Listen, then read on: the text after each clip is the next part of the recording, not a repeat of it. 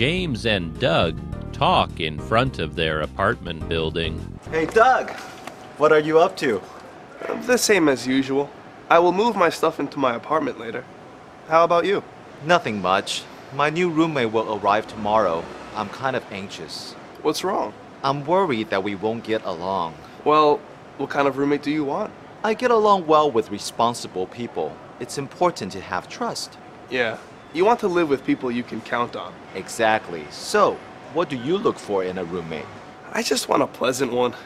And quiet people aren't fun to live with. I think they're boring. I like to chat with my roommates every now and then. Really? I don't need a talkative roommate. We don't have to be friends. I'm pretty flexible. I just want someone neat. I don't want to clean up after anyone. I agree. I can't stand living with untidy roommates. I hope your new roommate is thoughtful. Let me know how things go. I will. Take care. You too.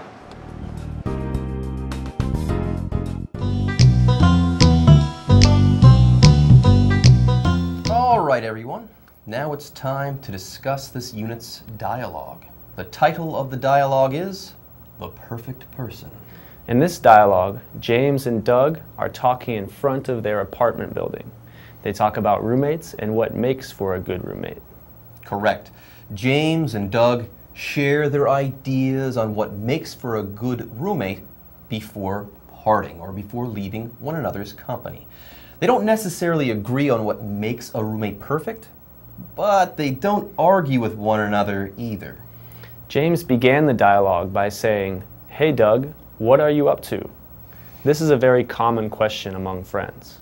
What are you up to is simply a way of asking what a person is doing or what they are about to do. James wants to know what Doug is planning to do in the immediate future. For example, what are you up to? Oh, nothing much. Now, Doug's life apparently hasn't been all that interesting recently. We know this because Doug uses the phrase, "the same as usual." Doug uses this phrase to tell James that there is nothing new going on with him. Nothing special, spectacular, or out of the ordinary has occurred to him recently. For example, "My life is pretty boring these days. Things are the same as usual." So Doug hasn't done anything fun recently, but that doesn't mean that something big won't be happening soon. James, you see, is moving. He's going to move his stuff into his new apartment later. He's also worried that he and his new roommate won't get along. Now, this word stuff is a very general word used to talk about possessions. It's an uncountable noun, so you could have a little stuff or a whole lot of stuff. For example, you have a lot of stuff in your room. We also have another phrase to learn here at the end of the sentence.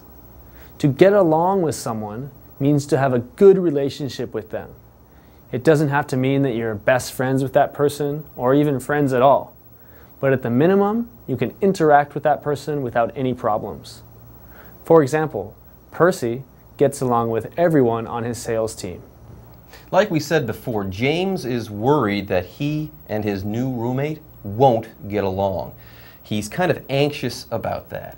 If James is kind of anxious, he is a little bit anxious. Simply the phrase kind of means the same as a little bit or sort of.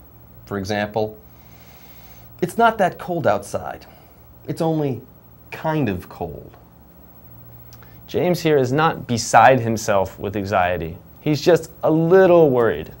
And that makes sense. Right. After all, before meeting his new roommate, he has no idea whether or not he can trust him. Trust refers to a person's ability to count on you.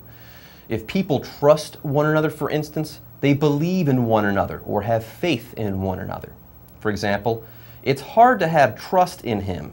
He has lied to me more than once." Now, Doug here understands James' point of view. He understands that you have to be able to count on the people you live with. By the way, if you can count on someone, that means you can depend on them to do certain things. For example, you would want to be able to count on your roommate to do their own dishes instead of leaving them in the sink. For instance, I can never count on Lance to be on time. He's always late. Okay, let's get back into the dialogue right now. Apparently, Doug is right about things. In fact, he's exactly right. Now, James uses the word exactly here to make clear that he agrees with Doug completely. Apparently, they hold the same opinion. In fact, there's no difference at all between their opinions. For example, the two watches look exactly the same.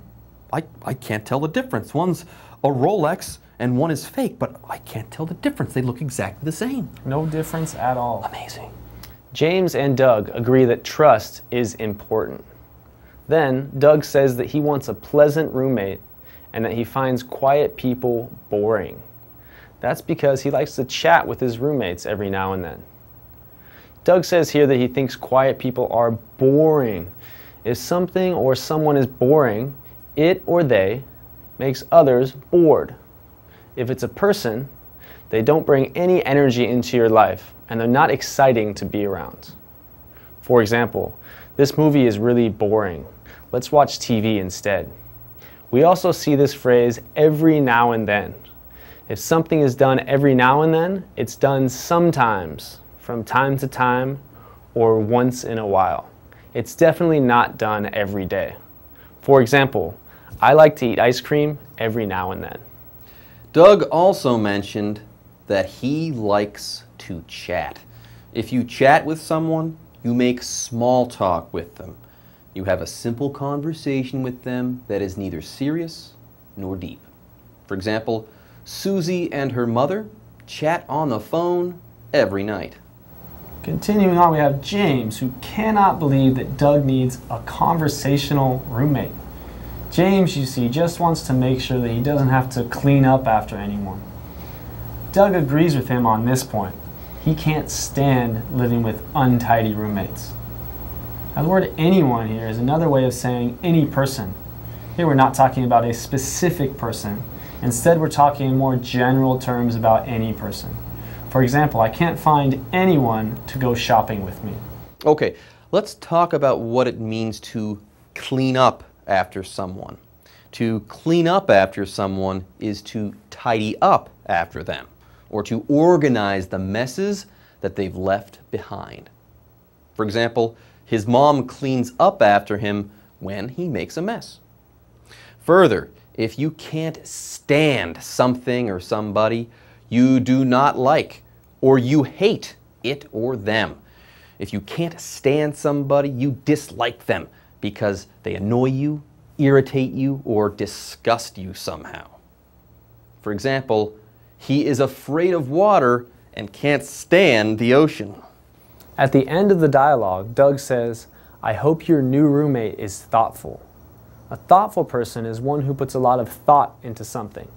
In particular, they usually think about how other people feel. A thoughtful friend might buy you a drink sometimes, or ask whether you want them to pick up dinner for you. For example, this gift is exactly what I needed. You're so thoughtful, Rebecca.